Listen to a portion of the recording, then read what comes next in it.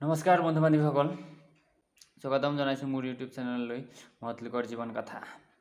আজি এজন অসমৰ মহাপুৰুষ শ্ৰীমন্ত শংকৰদেৱ, অসমীয়া সমাজৰ গুৰু, সমাজ নিৰ্মাতাৰ বিষয়ে আলোচনা কৰিম। শ্ৰীমন্ত শংকৰদেৱ আছিল এজন সুগায়ক, নৰ্তক, চিত্ৰকৰ, অসমীয়া সমাজ প্ৰতিষ্ঠাপক। তেখেতে যি অসমীয়া সমাজলৈ অৱদান আগবঢ়াই থৈ গৈছে সি সঁচাকৈ আপুলুগীয়া। সেইবাবে সকলোৱে তেখেতক আপুলুগীয়া অৱতাৰী পুৰুষ বা মহাপুৰুষ বুলি কয়।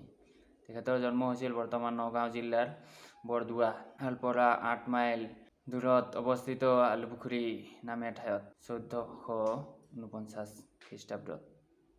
তেখেতৰ পিতৃৰ নাম আছিল কুসুম্বৰ ভূঞা আৰু মাতৃৰ নাম আছিল সত্যসন্ধ্যা দেৱী।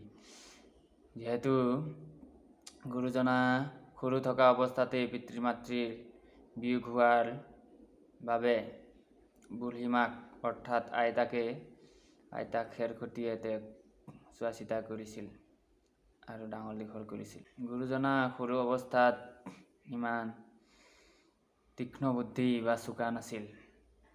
তেখেতক আইতাকে 12 বছৰ বয়সতহে এজন গুৰুৰ টোলত নাম লগাই দিছিল।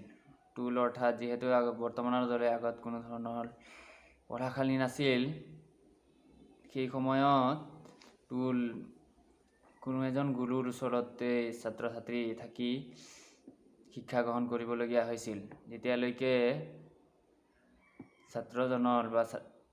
ছাত্ৰজনৰ বিশেষকৈ যিহেতু আগতে ছাত্ৰীসকলক এনেকৈ শিক্ষা দিয়া হোৱা নাছিল গুৰুকুলত বা গুৰুৰ টোলত, সেয়েহে ছাত্ৰসকলৰ যেতিয়ালৈকে ভৌতিক, মানসিক, শাৰীৰিক আদি জ্ঞানৰ বিকাশ নঘটে তেতিয়ালৈকে গুৰুৰ ওচৰতে থাকি শিক্ষা গ্ৰহণ কৰিছিল। গুৰুজনাক বুঢ়ীমাকে মহেন্দ্ৰ কুণ্ডলীৰ টোলত নাম লগাই দিছিল। তেখেতে অ আ ক খ শিকিয়েই আকাৰ ইকাৰ নথকা এটি ধুনীয়া কবিতা ৰচনা কৰিছিল। কবিতাটো আছিল কৰতল কমল।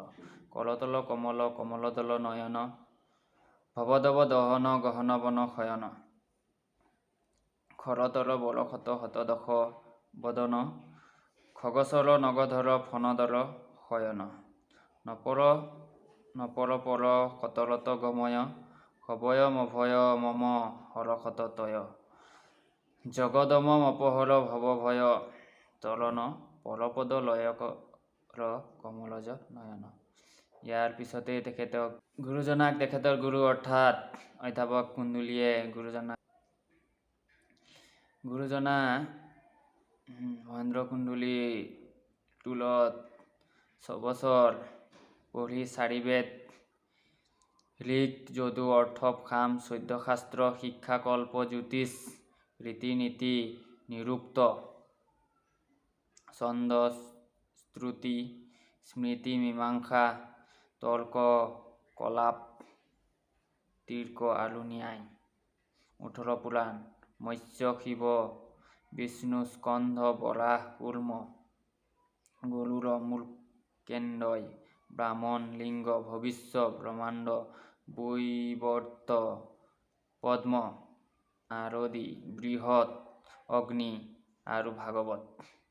ইয়াৰ উপৰিও নানা কাব্য, সংহিতা, ব্যাকৰণ, দৰ্শন আদি বিভিন্ন শাস্ত্ৰত পাৰ্গত হৈ উঠি টোলত থাকোঁতেই তেখেতে প্ৰথমতে অনুবাদ কৰিছিল কবিতা হৰিশ্চন্দ্ৰ উপাখ্যান লিখি উলিয়াই।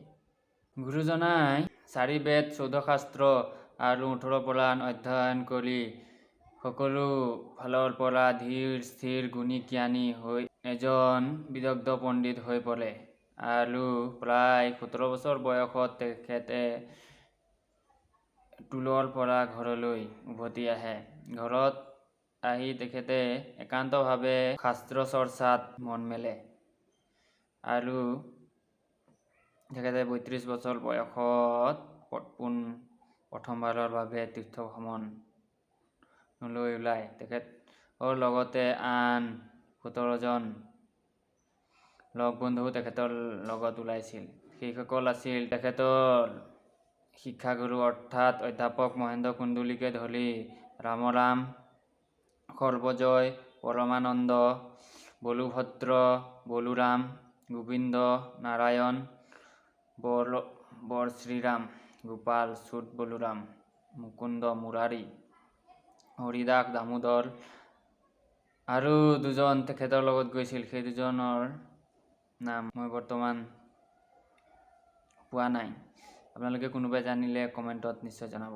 গুৰুজনাই এই সকলো অনুগামীসকলৰ সৈতে গংগাৰ পৰা স্নান কৰি জগন্নাথপুৰী, সীতাকুণ্ড, উত্তৰ বাহিনী, গংগা, বৰাক্ষেত্ৰ, পুষ্কৰিণী, বৃন্দাবন, দ্বাৰকা, কাশী, বাৰাণসী, প্ৰয়াগ, নেপাল আদি সকলো ঐতিহাসিক ঠাই অৰ্থাৎ তীৰ্থভ্ৰমণস্থলী ভ্ৰমণ কৰি আহিছিল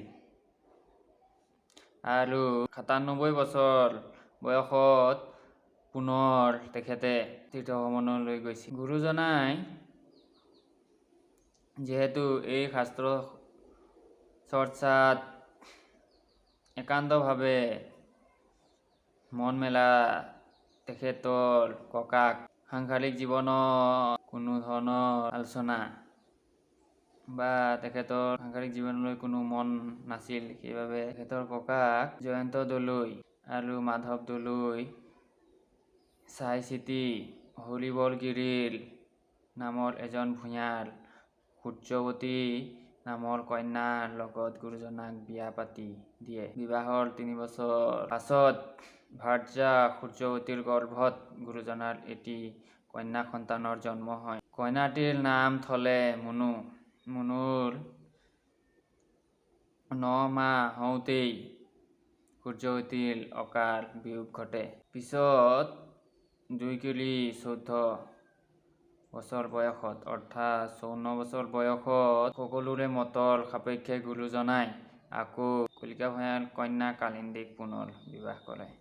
ইয়াৰ উপৰিও গুৰুজনাই সাহিত্য চৰ্চাতো বিশেষ মনোযোগ দিছিল।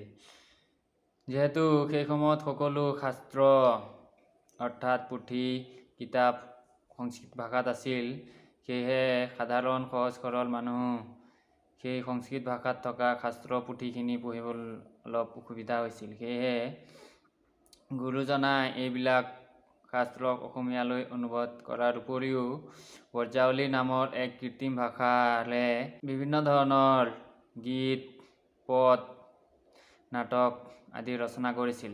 তেখেতৰ বহুতো গ্ৰন্থ ৰচনা কৰিছিল। তাৰে ভিতৰত আছিল কাব্য, হৰিশ্চন্দ্ৰ উপাখ্যান, অজামিল উপাখ্যান, ৰুক্মিণী হৰণ কাব্য, বলি চলন, অমৃতমন্থন, গজেন্দ্ৰ, কুৰুক্ষেত্ৰ, গোপীউদ্ধৱ সংবাদ আৰু কৃষ্ণ প্ৰয়াণ।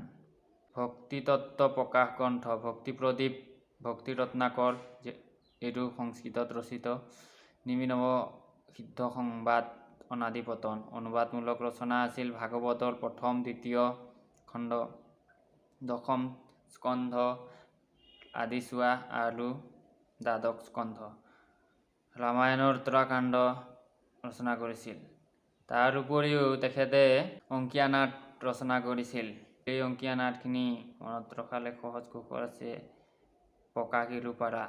যিহেতু প মানে পত্নীপ্ৰসাদ, কা মানে কালিয়া দমন, কে মানে কেলি গোপাল, ৰু মানে ৰুক্মিণী হৰণ, পা মানে পাৰিজাত হৰণ আৰু ৰা মানে ৰাম বিজয় আৰু তেখেতৰ গ্ৰন্থসমূহ।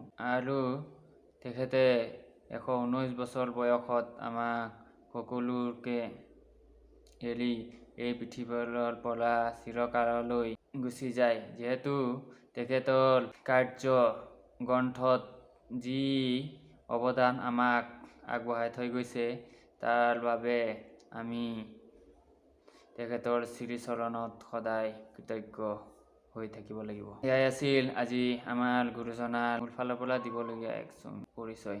নমস্কাৰ।